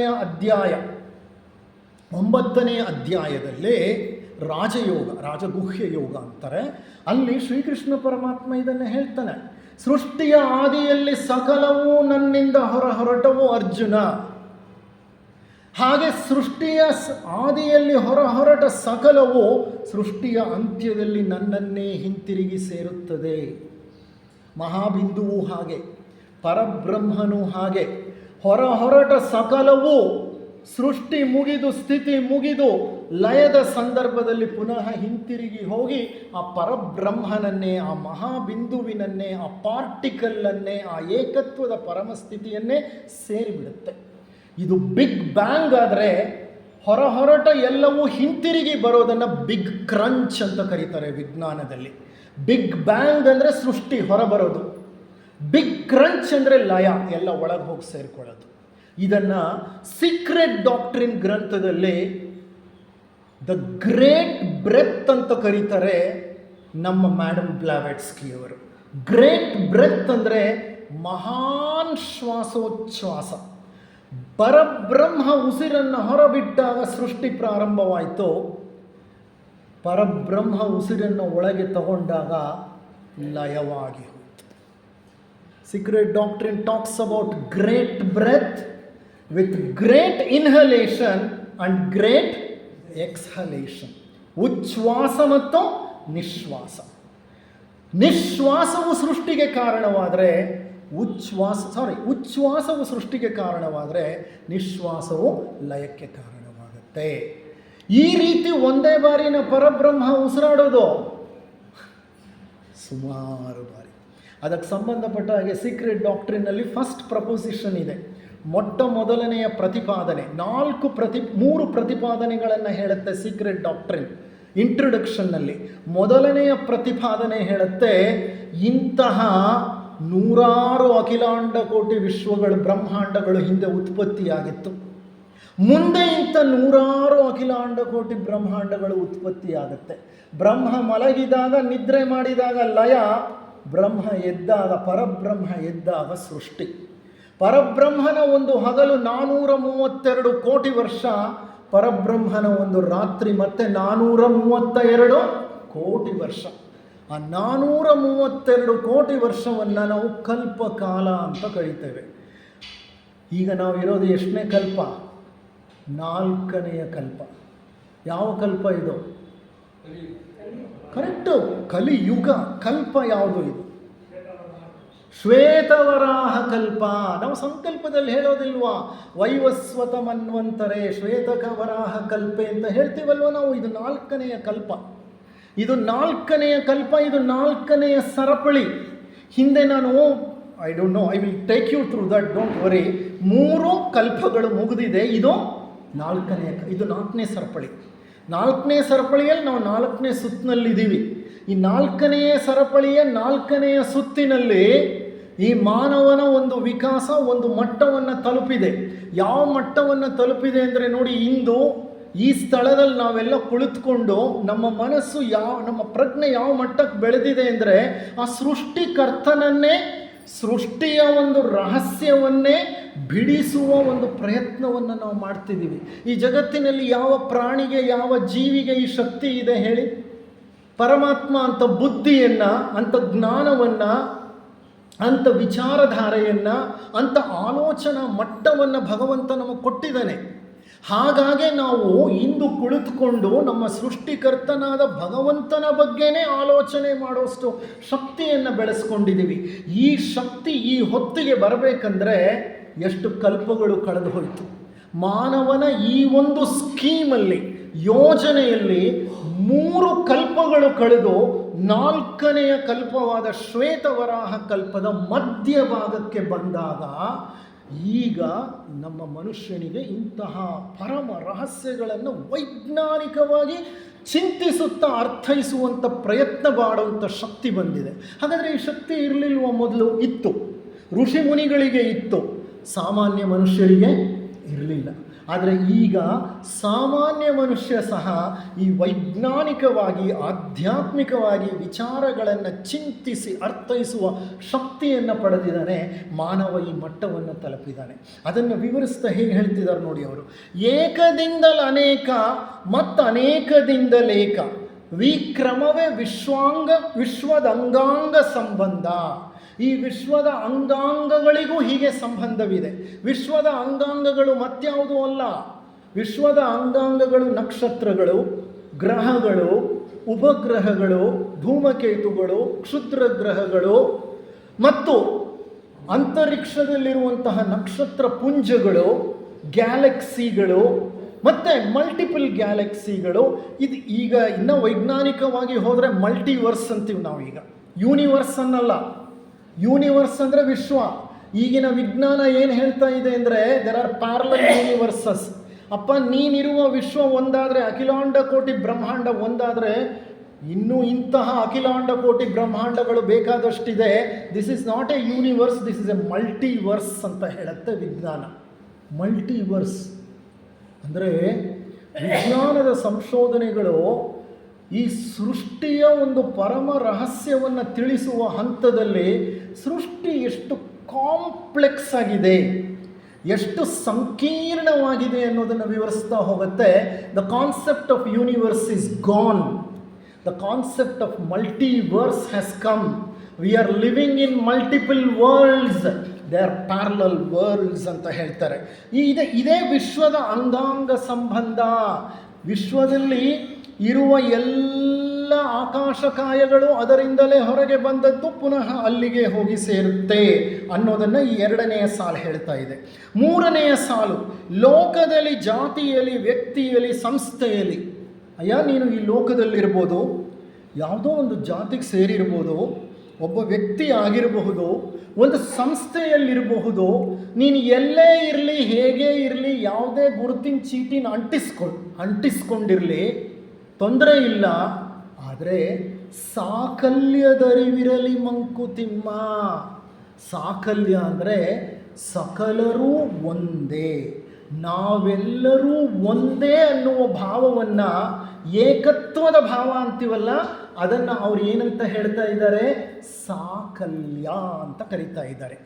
ಸಾಕಲ್ಯದರಿವಿರಲಿ ಅಂದರೆ, ಅಪ್ಪ ನೀನೊಬ್ಬ ಪ್ರತ್ಯೇಕ ವ್ಯಕ್ತಿ ಅಂತ ಅನ್ಕೋಬೇಡ, ಸಕಲರಲ್ಲಿ ನಾನು ಒಬ್ಬ, ನಾವೆಲ್ಲರೂ ಒಂದು ಅನ್ನೋಂತಹ ಏಕತ್ವದ ಅರಿವು ನಿನ್ನಲ್ಲಿರಲಿ. ನೋಡಿ ಎಲ್ಲಿಂದ ಎಲ್ಲಿಗೆ ತಗೊಂಡು ಬಂದರು. ಅಖಿಲಾಂಡ ಕೋಟಿ ಬ್ರಹ್ಮಾಂಡದ ಹಿರಣ್ಯ ಗರ್ಭದಿಂದ ಹೊರಬಂದದ್ದಾದರೆ ನಾವೆಲ್ಲ ನಮ್ಮೆಲ್ಲರಿಗೂ ಪಿತಾ ಮಾತಾ ಆ ಹಿರಣ್ಯ ಗರ್ಭವೇ. ಹಾಗಾದರೆ ನಾವೆಲ್ಲರೂ ಸೋದರರೇ ಆದಮೇಲೆ ನಮ್ಮಲ್ಲೊಂದು ಆತ್ಮೀಯ ಭಾವ, ಸೋದರತ್ವದ ಭಾವ ಇರಬೇಕು. ಅದನ್ನೇ ಅವರು ಸಾಕಲ್ಯದರಿವಿರಲಿ ಮಂಕುತಿಮ್ಮ ಅಂತ ಹೇಳ್ತಾ ಇರೋದು. ನೋಡಿ, ಮನುಷ್ಯನ ಸಮಸ್ಯೆ ಏನಂತಂದರೆ, ಒಂದೇ ಮೂಲದಿಂದ ಹೊರಬಂದರೂ ಇಲ್ಲೇನಾಗಿದೆ, ತೋರಿಕೆಗೆ ಜೈವಿಕ ವಸ್ತು ಒಂದು, ನಿರ್ಜೀವ ವಸ್ತು ಒಂದು, ಚೇತನ ಒಂದು, ಜಡ ಒಂದು, ಸಸ್ಯ ಒಂದು, ಪ್ರಾಣಿಯೊಂದು, ಹೀಗೆ ನಾನಾ ವೈವಿಧ್ಯತೆಗಳಿವೆ. ಆದರೆ ಇವೆಲ್ಲ ಬಾಹ್ಯ ಸ್ವರೂಪದಲ್ಲಿ ಕಂಡುಬರುವ ವೈವಿಧ್ಯತೆಗಳು. ಇದೊಂದು ಭ್ರಮೆ. ಆತ್ಯಂತಿಕವಾಗಿ ಇವೆಲ್ಲವೂ ಒಂದೇ ಬ್ರಹ್ಮವಸ್ತುವಿನ ವಿವಿಧ ರೂಪಗಳು. ಆದ್ದರಿಂದಲೇ ಶಂಕರರು ವೈವಿಧ್ಯತೆಗಳಿಂದ ಕೂಡಿದ ಈ ಜಗತ್ತನ್ನು ಮಾಯೆ ಅಂತ ಕರೆದರು. ಏನು ಹೇಳ್ತಾರೆ ಅವರು? ಜಗನ್ಮಿಥ್ಯ, ಯಾರು ಸತ್ಯ? ಬ್ರಹ್ಮ ಸತ್ಯ. ಈ ಜಗತ್ತು ಮಿಥ್ಯ. ಯಾಕೆಂದರೆ ಇಲ್ಲಿ ನಾನಾ ರೂಪಗಳಿವೆ. ನಾವೇನು ಅಂದ್ಕೊಳ್ತೀವಿ? ರೂಪಗಳ ಮಧ್ಯೆ ಮುಳುಗಿ ನಾನೇ ಬೇರೆ, ಆ ರೂಪವೇ ಬೇರೆ, ಈ ರೂಪವೇ ಬೇರೆ ಅಂತ ಅಂದ್ಕೋತೀವಿ. ಆದರೆ ಈ ಎಲ್ಲ ರೂಪಗಳ ಹಿಂದೆ ಇರುವಂತಹ ಒಂದೇ ಒಂದು ಮೂಲ ಒಂದೇ. ಅದಕ್ಕೆ ಅವ್ರು ಹೇಳ್ತಾರೆ ಜಗನ್ಮಿಥ್ಯ, ಜಗತ್ತು ಮಿಥ್ಯ, ಆ ಬ್ರಹ್ಮ ಮಾತ್ರ ಸತ್ಯ. ಇವೆಲ್ಲ ಬ್ರಹ್ಮ ವಸ್ತುವಿನ ವಿವಿಧ ರೂಪಗಳು. ಆ ರೂಪಗಳ ಮಧ್ಯೆ ನಾವು ಭ್ರಮೆಯಲ್ಲಿ ಸಿಲುಕಿ ನಾನೇ ಬೇರೆ, ಇತರರು ಬೇರೆ ಅಂತ ತಿಳ್ಕೊತೀವಿ. ಈ ಮಾಯೆ ನಮ್ಮಲ್ಲಿ ಅಹಂಭಾವವನ್ನು, ನಾನು ಎಂಬ ಒಂದು ವೈಯಕ್ತಿಕ ಭಾವವನ್ನು ಉತ್ಪತ್ತಿ ಮಾಡಿಬಿಟ್ಟಿದೆ. ಈ ನಾನು ಮತ್ತು ಅಹಂ ಅನ್ನುವಂತಹ ಭಾವ ಏನಿದೆ, ಇದು ಭೇದ ದೃಷ್ಟಿಯನ್ನು ಬೆಳೆಸಿಬಿಟ್ಟಿದೆ. ಎಲ್ಲ ಕಡೆ ಭೇದ ದೃಷ್ಟಿ. ನಾವು ಇತರರಿಗೆ ಅನುಕಂಪವನ್ನು, ಕರುಣೆಯನ್ನು, ದಯೆಯನ್ನು ತೋರಿಸೋದು ಬಹಳ ಅಪರೂಪ. ತೋರಿಸಲ್ಲ ಅಂತ ಹೇಳ್ತಿಲ್ಲ, ಬಹಳ ಅಪರೂಪ. ಸಾಮಾನ್ಯ ಜೀವನದಲ್ಲಿ ಈ ನಮ್ಮಲ್ಲಿರುವಂಥ ಭೇದ ಭಾವವೇ ಮುಖ್ಯವಾಗಿ ವ್ಯಕ್ತವಾಗುತ್ತೆ. ಈ ಲೋಕ ಒಂದು ಮಾಯಾ ಬಜಾರ್. ಇಲ್ಲಿ ತರಹೇವಾರಿ ವಸ್ತುಗಳು, ವಿಷಯಗಳು, ವ್ಯಕ್ತಿಗಳು ಅಸ್ತಿತ್ವದಲ್ಲಿವೆ. ಸಾಧಕರಾದ ನಾವು ಈ ಬಾಹ್ಯ ವೈವಿಧ್ಯತೆಗಳಿಗೆ ಮಾರು ಹೋಗಬಾರದು. ಈ ಎಲ್ಲ ರೂಪಗಳ ಹಿಂದಿರುವ ಒಂದೇ ಅರೂಪ ತತ್ವವನ್ನು ಕಾಣುವ ಪ್ರಯತ್ನವನ್ನು ಮಾಡಬೇಕು. ಯಾರು ಯೋಗಿ ಅಂದರೆ ತನ್ನಲ್ಲಿ ಎಲ್ಲರಲ್ಲಿ ತನ್ನನ್ನು ಕಾಣ್ತಾನೋ ಆತನೇ ಯೋಗಿ. ಅದೇ ಆಧ್ಯಾತ್ಮ. ಎಲ್ಲರಲ್ಲೂ ತನ್ನನ್ನು ಕಾಣಬೇಕು ಅಂದರೆ ಯಾರನ್ನು ನೋಡಿದ್ರೂ ಅವರಲ್ಲಿ ನನ್ನನ್ನೇ ನಾನು ಕಾಣಬೇಕು ಅನ್ನೋದಾದರೆ ಅದರ ಅರ್ಥ ಏನಂದರೆ ಏಕತ್ವದ ಅನುಸಂಧಾನವನ್ನು ನಾನು ಮಾಡಬೇಕಾಗಿದೆ ಅಂತ. ಅದೇ ಸಾರ್ವತ್ರಿಕ ಸೋದರತ್ವ. ಎಲ್ಲವೂ ಒಂದೇ ಮೂಲದಿಂದಲೇ ಬಂದಿರುವುದು. ಭೇದ ಜಗತ್ತಿನಲ್ಲಿ ಬೆಳೆದ ನಮಗೆ ಅಭೇದ ದೃಷ್ಟಿಯನ್ನು ಅರ್ಥ ಮಾಡಿಕೊಳ್ಳುವುದು ಕಷ್ಟ, ತುಂಬ ಕಷ್ಟ. ಚಿಕ್ಕಂದಿನಿಂದ ನಮ್ಮಲ್ಲಿ ತಂದೆ ತಾಯಿಯರಾಗಲಿ, ಗುರು ಹಿರಿಯರಾಗಲಿ, ಉಪಾಧ್ಯಾಯರಾಗಲಿ, ಬಂಧು ಬಳಗವಾಗಲಿ, ಮಿತ್ರರಾಗಲಿ, ಎಲ್ಲರೂ ಏನು ಮಾಡಿದ್ದಾರೆ? ಭೇದ ದೃಷ್ಟಿಯನ್ನೇ ಪ್ರೋತ್ಸಾಹಿಸಿ ಬೆಳೆಸಿಬಿಟ್ಟಿದ್ದಾರೆ. ಒಬ್ಬ ವ್ಯಕ್ತಿ ರಸ್ತೆಯಲ್ಲಿ ನಡ್ಕೊಂಡು ಹೋಗ್ತಿದ್ದ. ಆ ರಸ್ತೆಯ ಒಂದು ಮೂಲೆಯಲ್ಲಿ ಒಂದು ತಿಪ್ಪೆಗುಂಡಿ ಇತ್ತು. ಆ ತಿಪ್ಪೆಗುಂಡಿಯಲ್ಲಿ ಯಾರೋ ಮಧ್ಯಾಹ್ನ ಎಲ್ಲ ಊಟ ಮಾಡಿದರೆ, ಏನೋ ಪ್ರೋಗ್ರಾಮಲ್ಲಿ ಮದುವೆನೋ ಮುಂಜಿನೋ ನಡೆದಿದೆ. ಆ ಎಲ್ಲ ಎಂಜಲು ಎಲೆಗಳನ್ನು ತಂದು ಆ ತಿಪ್ಪೆಗುಂಡಿಯಲ್ಲಿ ಹಾಕಿದ್ದಾರೆ. ಆ ತಿಪ್ಪೆಗುಂಡಿಯಲ್ಲಿ ಹಾಕಿದಾರಲ್ಲ, ಅಲ್ಲಿ ಈ ನಡೆದು ಹೋಗ್ತಿರೋ ವ್ಯಕ್ತಿ ನೋಡ್ದ, ಅಲ್ಲಿ ಒಬ್ಬ ವ್ಯಕ್ತಿ ಕುಳಿತಿದ್ದಾನೆ. ಆತ ಅವಧೂತನಿದ್ದ ಹಾಗಿದ್ದಾನೆ. ಅವಧೂತ ಅಂದರೆ ಯಾರೋ? ಸಾಯಿಬಾಬಾರವರು ಅವಧೂತರು, ಶಿಶುನಾಳ ಶರೀಫರು ಅವಧೂತರು, ದತ್ತಾತ್ರೇಯ ಸ್ವಾಮಿಗಳು ಅವಧೂತರು. ಈ ಅವಧೂತರು ಪರಮಯೋಗಿಗಳು. ಬರೀ ಯೋಗಿಗಳಲ್ಲ, ಅವರು ಪರಮಯೋಗಿಗಳು. ಅವರಲ್ಲಿ ಏಕತ್ವದ ಒಂದು ಸಾಕ್ಷಾತ್ಕಾರವಾಗಿಬಿಟ್ಟಿರುತ್ತೆ. ಅವರು ಎಲ್ಲೂ ಪ್ರತ್ಯೇಕತೆಯನ್ನು ಕಾಣಲ್ಲ. ಒಬ್ಬ ಅವಧೂತ ಕೆದರಿದ ಕೂದಲು, ಸ್ನಾನ ಮಾಡಿ ಎಷ್ಟೋ ದಿನಗಳಾಗಿದೆ, ಮೈ ಮೇಲೆ ಚಿಂದಿಯಾದಂತಹ ಬಟ್ಟೆ, ಬಹಳ ಅಸ್ವಚ್ಛವಾದಂತಹ ಶರೀರ, ಕುಳಿತುಕೊಂಡು ಆತ ಏನು ಮಾಡ್ತಿದ್ದಾನೆ ಅಂದರೆ ಆ ತಿಪ್ಪೆ ಗುಂಡಿಯಲ್ಲಿರುವಂಥ ಎಲ್ಲ ಎಲೆಗಳನ್ನು ತೆಗೆದು ಆ ಎಲ್ಲ ಎಲೆಗಳಲ್ಲಿ ಏನು ಮಿಕ್ಕಿದೆಯೋ ಆ ಅನ್ನವನ್ನೆಲ್ಲ ಸೇರಿಸಿ ಒಂದು ಎಲೆಗೆ ಹಾಕ್ಕೊಂಡು ಒಂದು ತುತ್ತನ್ನು, ಅಲ್ಲೊಂದು ನಾಯಿ ಬಂತು ಆ ಸಮಯಕ್ಕೆ ಕರೆಕ್ಟಾಗಿ ಬಾಲ ಅಲ್ಲಾಡಿಸ್ಕೊಂಡು, ಅದು ತುಂಬ ಹಸಿವಿಂದ ನರಳ್ತಾ ಇದೆ. ಆ ತುತ್ತನ್ನು ಒಂದು ನಾಯಿಯ ಬಾಯಿಗಿಡ್ತಾನೆ, ಒಂದು ಆತನ ಬಾಯಿಗಿಡ್ತಾನೆ. ಅವನು ತನ್ನದೇ ಲೋಕದಲ್ಲಿ ತನ್ನನ್ನು ಮರೆತು ಹೋಗಿದ್ದಾನೆ. ಆತನಿಗೆ ಆ ಅನ್ನವಿದೆಯಲ್ಲ, ಶೇಖರಿಸಿ ಎಲ್ಲ ಎಲೆಗಳಿಂದ ತೆಗೆದು ಒಂದು ಕಡೆ ಇಟ್ಕೊಂಡಿದ್ದಾನಲ್ಲ, ಆ ಅನ್ನವೂ ಬ್ರಹ್ಮವೇ, ನಾಯಿಯೂ ಬ್ರಹ್ಮವೇ, ಆತನೂ ಬ್ರಹ್ಮನೇ. ಫಾರ್ ಹಿಮ್ ಎವ್ರಿಥಿಂಗ್ ಇಸ್ ಬ್ರಹ್ಮ. ಅವನು ಬ್ರಹ್ಮನೇ, ನಾಯಿಯೂ ಬ್ರಹ್ಮವೇ, ಅದು ತಿನ್ನಿಸ್ತಾ ಇರೋ ಅನ್ನವೂ ಬ್ರಹ್ಮವೇ. ಅಂದರೆ ತಿನ್ನಿಸುತ್ತಿರುವವನು ಬ್ರಹ್ಮನೇ, ತಿಂತಾ ಇರೋನು ಬ್ರಹ್ಮನೇ, ತಿಂತಿರೋ ವಸ್ತುನೂ ಬ್ರಹ್ಮನೇ. ಅಂದರೆ ಏಕತ್ವದಲ್ಲಿ ಕಳೆದು ಹೋಗಿದ್ದಾನೆ ಆತ. ನಾವು ಮಾಡ್ತೀವ ಆ ಕೆಲಸ? ನಮ್ಮಿಂದ ಆಗತ್ತಾ ಅದು? ಶಿರ್ಡಿ ಸಾಯಿಬಾಬಾ ಅವರು ಎಲೆ ಹಾಕ್ಕೊಂಡು ಊಟಕ್ಕೆ ಕುಳಿತರೆ ಬಡಿಸ್ಕೊಂಡು ಅವ್ರ ಸುತ್ತಲೂ ಅಲ್ಲೇ ಇರುವಂತಹ ಒಂದು ಮೇಕೆ, ಅಲ್ಲೇ ಇರೋ ಒಂದು ನಾಯಿ, ಅಲ್ಲೇ ಇರುವಂತಹ ಒಂದು ಮೊಲ, ಅಲ್ಲೇ ಇರುವಂತಹ ಮತ್ತೊಂದು ಪ್ರಾಣಿ ಎಲ್ಲ ಬಂದು ಆಹಾರವನ್ನು ಸ್ವೀಕರಿಸ್ತಿತ್ತು. ಅವರು ಹಾಗೆ ಅವುಗಳ ಜೊತೆ ಆಹಾರವನ್ನು ಸ್ವೀಕರಿಸ್ತಿತ್ತು. ನಮಗಾಗತ್ತಾ ಅದು? ಎಂಜಲು, ಗಂಡ ಹೆಂಡ್ತಿನೇ ಎಂಜಲು ತಿನ್ನಲ್ಲ, ಹೌದಾ ಅಲ್ವಾ? ಗಂಡ ಹೆಂಡ್ತಿನೇ ಎಂಜಲು ತಿನ್ನಲ್ಲ. ಅಂಥದ್ರಲ್ಲಿ ನಾನು ತಿಂತಿರೋ ಆಹಾರನ ನಾನು ತಿನ್ನೋದ? ಅವ್ರಿಗೆ ಹೇಗೆ ಸಾಧ್ಯವಾಯಿತು? ಅವರಿಗೆ ಎಂಜಲಿಲ್ವಾ? ಇಲ್ಲ. ಯಾಕೆ ಅಂದರೆ ಅವರಿಗೆ ಗೊತ್ತು ಎಲ್ಲದರ ಮೂಲವೂ ಒಂದೇ. ಅವರು ಈ ಪ್ರಜ್ಞೆಯಲ್ಲಿರಲ್ಲ, ಈ ಪ್ರತ್ಯೇಕತೆಯ ಪ್ರಜ್ಞೆಯೇ ಅವರಲ್ಲಿರಲ್ಲ. ಪ್ರತ್ಯೇಕತೆ ಅಳಿದು ಏಕತ್ವದ ಪ್ರಜ್ಞೆಯಲ್ಲಿ ಲೀನವಾಗಿಬಿಟ್ಟಿರ್ತಾರೆ. ನಮಗವ್ರು ಹುಚ್ಚರಾಗಿ ಕಾಣಿಸ್ತಾರೆ, ಆದರೆ ಅವ್ರಿಗೆ ನಾವು ಪರಮ ಹುಚ್ಚರಾಗಿ ಕಾಣಿಸ್ತೀವಿ. ನಾವು ಅವ್ರನ್ನ ಹುಚ್ಚ ಅಂತ ಅಂತೀವಿ, ಆದರೆ ಅವರಿಗೆ ನಾವು ಪರಮ ಹುಚ್ಚರಾಗಿ ಕಾಣ್ತಾ ಇರ್ತೇವೆ.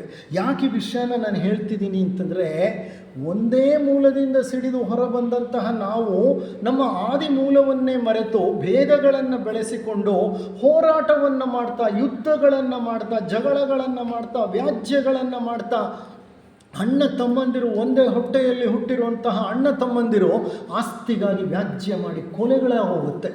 ಎಷ್ಟೋ ಅಂಥ ಕೊಲೆಗಳನ್ನು ನಾವು ಕೇಳ್ತಾ ಇದ್ದೀವಿ. ಇದೆಲ್ಲದಕ್ಕೂ ಮೂಲ ಕಾರಣ ಏಕತ್ವವನ್ನು ನಾವು ಮರ್ತು ಹೋಗಿರೋದು. ಅದು ಅರ್ಥ ಆಗಬೇಕಂದ್ರೆ ಸೃಷ್ಟಿಯ ಈ ಆದಿ ಮೂಲದಲ್ಲಿ ನಾವೆಲ್ಲ ಹಿರಣ್ಯ ಗರ್ಭದಲ್ಲಿ ಅಡಗಿದ್ದು, ಅಲ್ಲಿಂದ ನಾವು ಹೊರಬಂದದ್ದು, ನಾವು ವಿಕಾಸ ಹೊಂದುತ್ತಾ ಇರೋದು, ಈ ಒಂದು ಯೋಜನೆಯನ್ನು ಅರ್ಥ ಮಾಡ್ಕೋಬೇಕು. ಅದನ್ನೇ ಡಿ ವಿ ಗುಂಡಪ್ಪನವರು ಏಕದಿಂದಲನೇಕ, ಅನೇಕದೊಳು ಏಕ ಅನ್ನುವಂತಹ ಒಂದು ಏಕತ್ವದ ಸೂತ್ರವನ್ನು ಸೃಷ್ಟಿಯ ಮೂಲಕ ನಮಗೆ ತಿಳಿಸಿ ಹೇಳ್ತಿದ್ದಾರೆ. ಡಿ ವಿ ಗುಂಡಪ್ಪನವ್ರು ಯಾವ ಸೈನ್ಸು ಓದಿರಲಿಲ್ಲ. ಅವ್ರು ಓದಿದ್ರು LS ಸೈನ್ಸು ಆ ಕಾಲದಲ್ಲಿ ಏನಿತ್ತೋ ಅದು ಓದಿದ್ರು. ಆದರೆ ಎಷ್ಟು ಚೆನ್ನಾಗಿ ಅವರು ಏಕದಿಂದಲನೇಕ, ಅನೇಕದೊಳು ಏಕ, ಬಿಗ್ ಬ್ಯಾಂಗ್ ಥಿಯರಿಯನ್ನು ವಿವರಿಸಿ ಹೇಳ್ತಾ ಇದ್ದಾರೆ ನೋಡಿ. ಇಷ್ಟು ಹೇಳ್ತಾ ನನ್ನ ಉಪನ್ಯಾಸವನ್ನು ಮುಕ್ತಾಯ ಮಾಡ್ತಿದ್ದೀನಿ. ಮುಂದಿನ ಒಂದು ಉಪನ್ಯಾಸದಲ್ಲಿ ಶೃಂಗಾರ ಮಂಗಳಂನ ಕಾವ್ಯವನ್ನು ಆಳವಾಗಿ ತೆಗೆದುಕೊಳ್ಳೋಣ. ನಿಮ್ಮೆಲ್ಲರಿಗೂ ನನ್ನ ಅನಂತಾನಂತ ನಮನಗಳು.